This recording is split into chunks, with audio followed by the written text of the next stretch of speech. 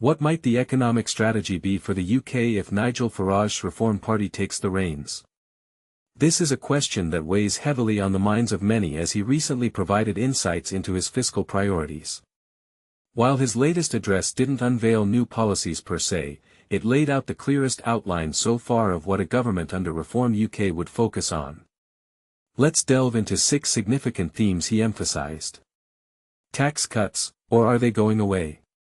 Not long ago, during the lead-up to the local elections in May, Reform UK was promising to elevate the income tax threshold from £12,570 to an ambitious £20,000, which would have spared a multitude of taxpayers from income tax altogether.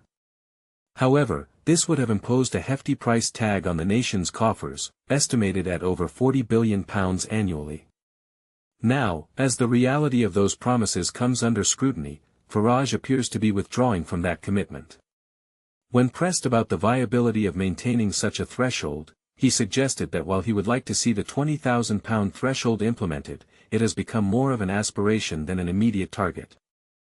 Farage acknowledged the uncertainty surrounding the economic climate leading up to the next election, indicating that many pledges must remain on hold.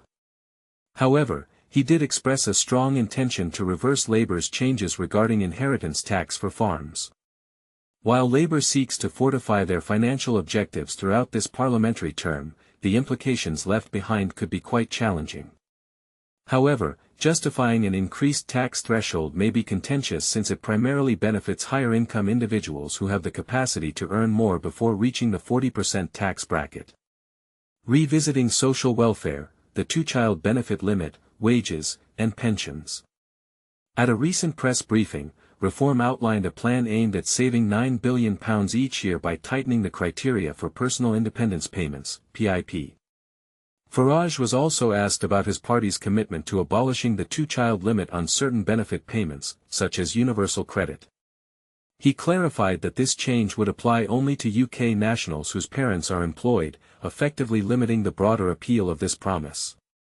When it comes to further benefit policies, Farage hesitated to fully endorse the so-called triple lock policy, which guarantees substantial annual increases in pensions. He was willing to suggest, however, that the minimum wage might be overly generous for younger workers. Most economists advocate for addressing mental health challenges before making any cuts to benefit systems, and they would likely caution against the discriminatory nature of raising the two-child cap strictly for British nationals. Still, some might welcome the uncertainty surrounding the triple lock issue. For example, the Institute for Fiscal Studies has suggested a return to tying pensions to wages while incorporating a safety net, which could save billions in the long run. Wealthy citizens and entrepreneurs.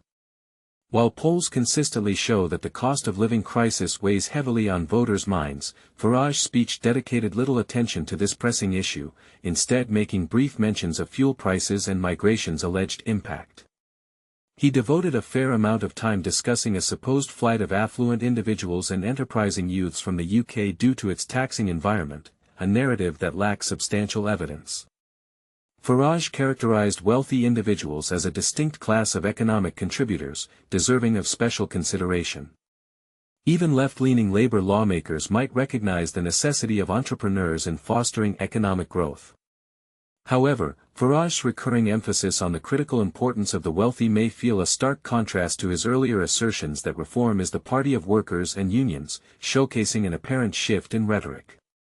Public sector pensions under fire. If Reform UK hopes to win over voters, they must engage a broader audience, including public sector workers, despite them not being the party's conventional support base. Farage's ambiguous comments about potentially eliminating defined benefit pensions for public sector employees could provoke backlash, even if similar conversations are likely being had in private among various parties. When questioned about this issue, he was somewhat evasive, merely stating that the party seeks to decrease the fees that councils incur for managing pension schemes. Labour has initiated plans to consolidate local retirement plans and reduce administration expenses, which could inadvertently pose challenges for Farage's ambitions by 2029. Energy policies and the net zero dilemma. Staying true to the theme of favoured reform policies that may not resonate widely with voters, Farage dedicated a significant portion of his address to challenging what he referred to as the lunatic pursuit of net zero emissions.